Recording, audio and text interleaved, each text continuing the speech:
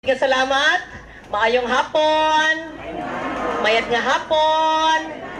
Papasalamat kay Barangay Captain Janelle Nakera. Maraming salamat sa lahat po ng ating mga kagawad. Kay Carol Estomata.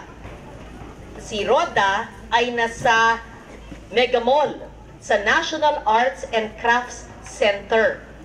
National Arts and Crafts Fair ng Department of Trade and Industry. Alam po nyo, every year, dinadala ko ang mga taga-Antique, ang mga taga-Bugasong, sila Mario ng Bagtason, Weavers, kayong mga taga-Santa Rosario, at lahat ng mga gumagawa ng iba't ibang mga produkto sa ating DTI National Arts and Crafts Fair sa Mega Mall. Baka next time, lahat kayo sama sa Mega Mall. Gusto nyo? Pero mas maganda rito sa inyo. Mas gusto ko kaysa doon. Babati lahat po ng ating mga miyembro, weavers ng Santa Rosario Multipurpose Cooperative. Akin na nga yung bag kong maganda. Ayan. Ito ang bag ko, pang Senado, pang biyahe. Nakarating na yan ng Amerika at Europa. Napakaganda. Bariw na bag. Okay ba? Okay. Sino kaya ang gumawa nito? Sino sa inyo? Sino sa nanay, lola, bata? Ikaw? Aba, magaling. Totoo. Oh, ganda. Oh, anong tawag? Bariw, no?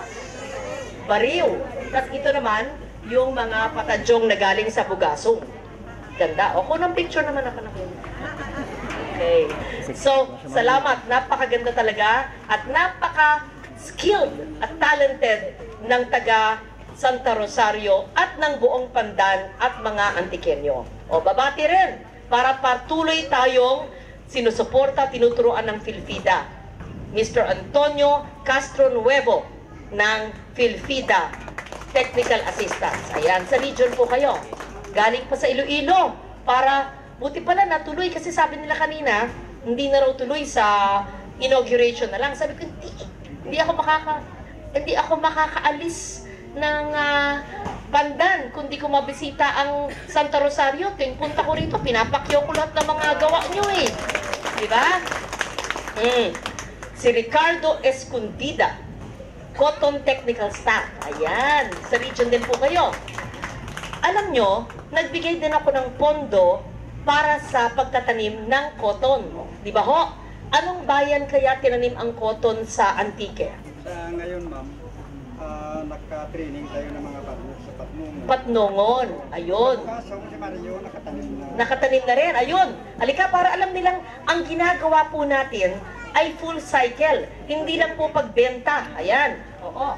Sa ngayon, ito kasi ngayon ang peak ng dapat na magtanim yung mga farmers kasi yung kanilang mga palay bago lang na-harvest. So yun ang target natin ng mga farmers. Kasi mas malaki yung yield ng mga lupa na ganyan, i-compare natin doon sa mga bukid. So ibig sabihin, pagka-harvest po ng palay, magtanim naman ng cotton. Ayan, para po may kita, may income, may kabuhayan. Taon-taon kasi ang cotton 4 to 6 months lang, no? 6 months, ayun. So meron po tayo sa Patnongon at sa Bugasong. Next time bibisitahin natin, sama kayo. Ayan. Pero hindi ba tayo pwedeng magtanim dito sa Pandan? Pwede rin. Pero sa ngayon, medyo limited lang muna yung ano natin kasi yung kung naman, ang sa Patnongon na muna unahin natin. Tapos magra-radiate tayo dito.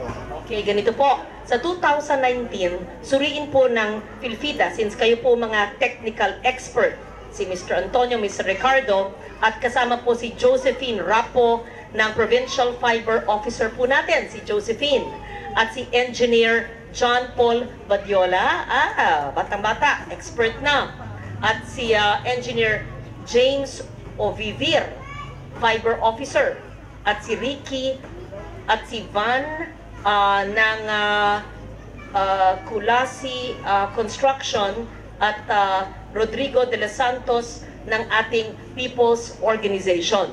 Nakita po natin na ang pagtatanim ng cotton sa Bugasong at saka sa Patnongon.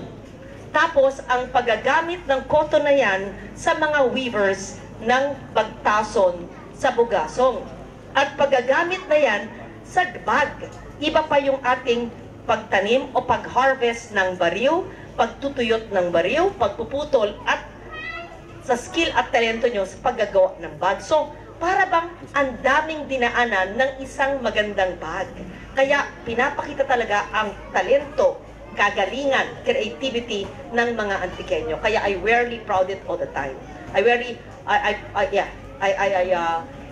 Proudly, baliktad na, wear it all the time. Kaya ilang taon na ako nagpupunta sa inyong cooperative. Sabi ko, maliit. At nakita ko, kailangan nyo ng space. So, nagtulong na po ako noon ng shelves at gamit sa ilalim po ng National Commission on Culture. Pero natutuwa ako na ang Philfida ay tumulong din. I think ang pondong linagay natin dito ay 2 million? 1.5 million. 1.5 sa building. Okay. May vehicle din ako binigay. Very good. May van. So, meron po akong binigay po na gagawin sa building. Dapat po kung sino man yung gagawa ng building na contractor, syertuhin nyo, maayos po ang gawa. Tatapusin pati pinto, dapat may banyo, tapos may vehicle din para sa travel po nila. Anong klaseng vehicle? May van. Very good. Tapos kung anong kailangan nyo sa loob, handlooms, sabihin lang nyo lahat pa sa 2019, ibibigay ko po. At kung anong mga panggupit, pang ano man kailangan nyo. Huwag nang mahaba dahil mainit. O, diba? Katawa si Monmon. Mag-groundbreaking na tayo. Tapos kailan tayo pwedeng mag-inaugurasyon? Desyembre? Pasko? 2 buwan? Gusto ba nyo akong bumalik dito? Yes! Gusto nyo akong magpasko rito? Aba! December 24 ba? Di tayo ang... Okay. Okay lang, okay lang. Ano ang gusto nyong pangalan? Kabuhayan Center or Pangabuhian? Ano mas maganda? Kabuhayan? Raise your hand. Kabuhayan. Okay. Pangabuhian. Raise your hand. Ay, pantay. Kayo na magdesisyon, si Kapitan. Pangabuhian o kabuhayan? Pinaray. Kasi ang Kabuhayan Center, Lola, marami yan sa Pilipinas. Tagalog. Pero, pangabuhian, ang ganda. Di ba? Kung ano sabihin ni Professor Eric Cerudo, dinala ko pa si Professor ng UST, eksperto po sa kultura. Yan. Pangabuhian, ang ganda, ang spelling, P-A-N-G-A-B-U-H-I-A-N. Pangabuhian. Mas maganda yata hindi pangabuhian. Para palaisipan. Ano ba yung sinasabi ni Loren Legarda, ni Inday Loren na pangabuhian? Ano? Pangabuhian? Ano? Ayan, para pupuntahan nila. Si Lolang nakapink, tawa ng tawa si Lola. Sige na, halika na po. Pupunta pa ako sa Tibiao. Sama kayo? Meron din akong weaving center doon. Sige po. Mahal na mahal ko kayo.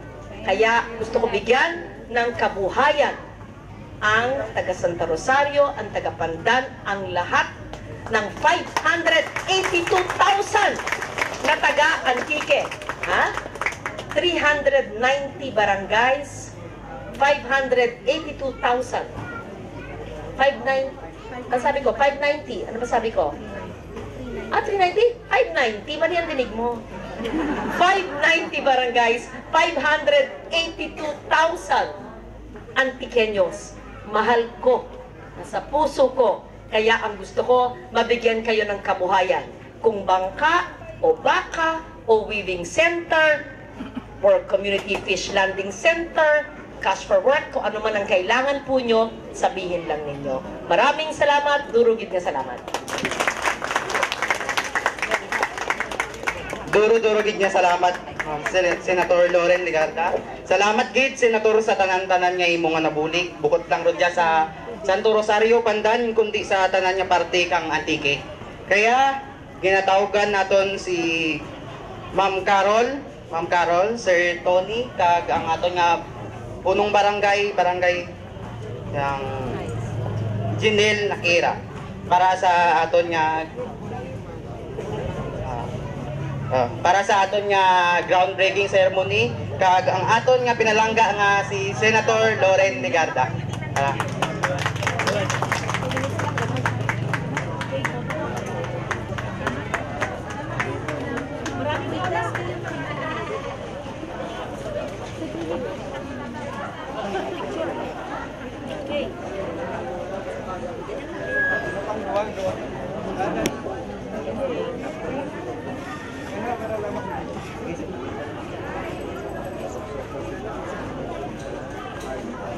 Ara na. Gasok-sok dun sila sa ilang hard hat para sa aton nga groundbreaking ceremony diri sa aton nga Weaving and Fiber Processing Center sa aton barangay Santo Rosario, Pandan, Antique.